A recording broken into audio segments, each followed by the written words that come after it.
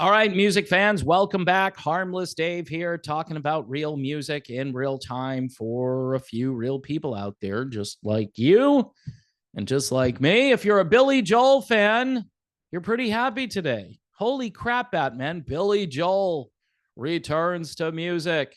Who would have thought? Who would have thunk it? Well, he dropped a new song.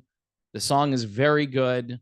I listened to it a couple of times, and I'm very impressed with a number of things. This harkens back to Billy Joel's classic era in the 1970s, which I love. That's really my favorite time for Billy Joel. In fact, look what I have hanging around here, huh? Copy of The Stranger. Still has the plastic cellophane on there. Pretty cool. This was in my original shipment from the Columbia Record and Tape Club. All right. So I was very sophisticated in those days. Imagine being like a teenager, like a young teenager, and you're getting Billy Joel albums. Now, that would never happen today as far as music taste and people of that age. For the most part, there are exceptions. Thankfully, there are some parents who have influenced their children and have taught them what is good and what isn't good. But it's pretty much Taylor Swift 24/7. And it's sad. It is kind of sad. Yeah, we had pop idols throughout the 50s, 60s, whatever decade you're in. There was always like a boy band or a popular teen idol of some kind.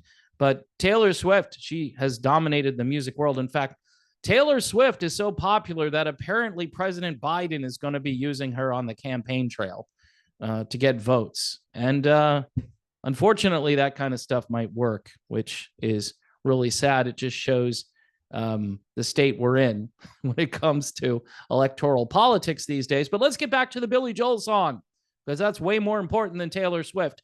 So Billy Joel, the song is called Turn the Lights Back On, which is appropriate because Billy hasn't put out a song in quite some time.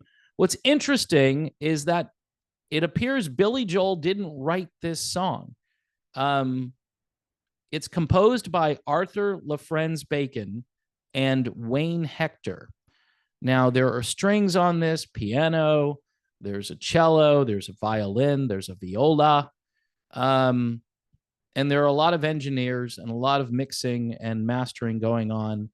And this, again, is a classic sounding Billy Joel record. And it's interesting because Billy's voice on this sounds very clear, very robust. What was it? 1993 was his last album. And so we're looking at, wow, 30, am I doing the math right? Like 31 years later, Billy puts out a song, and it's good. It is legitimately good. And his voice has held up really well. And Columbia, his original label, the same label that this is on, puts the song out there, a division of Sony Music Entertainment. Just fantastic that they have decided to stick with Billy Joel, and maybe there's more music coming. So if you're a Billy Joel fan, a total home run, great singing, great lyrics, appropriate song title. If you were, expecting something drastically different from what you're accustomed to when you listen to Billy Joel, certainly this isn't that. I would say it's probably more classical than pop and rock, but definitely elements of all of the above. And it's good to have Billy Joel back. Again, being an early adopter to the world of Billy Joel back in the 1970s, yours truly has always been a fan. I loved all of the Billy Joel reinventions in the 1980s, like the doo-wop kind of stuff that he did there, Tell Her About It and all that. And then his later stuff, which is often overlooked compared to his late 70s output and his early 80s output. One of my favorite all-time albums is Glass Houses by Billy Joel. It just, I don't know, at that point in my life, again, I think that was my third or fourth order from the Columbia Record and Tape Club. And, I think I might have even paid full price for that one. So you had to pay full price. You had to fulfill your subscription. You agreed, you get a bunch of albums for a penny, and now you got to start paying the piper and paying full price plus shipping and all that. So that was such a cool thing in those days. It was a gimmick, but it was a gimmick that really did work. So congratulations, Billy Joel, for putting out a great song, and hopefully there's more music coming.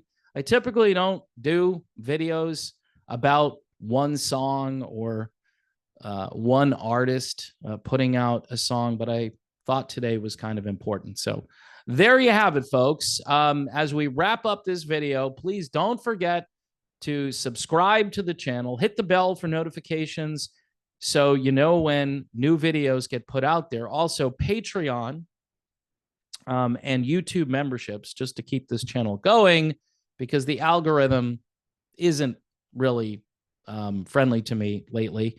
And my other channel called Politically Homeless, you can check that out, where I'm doing commentary about political things and cultural things and the scary things of this world that aren't necessarily related to music. But I did do a video about Taylor Swift over there, which, again, I mentioned her in this video because it's all about Taylor Swift all the time. And back in my day, this is the kind of stuff. I mean, I had friends that were like, yeah, Billy Joel, we got to get some Billy Joel.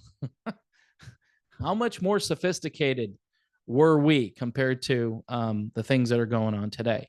I'm not trying to pat myself on the back. It's just reality, folks. All right. Talk to you soon. And again, thanks for watching. Please pray for peace in the Middle East and around the world.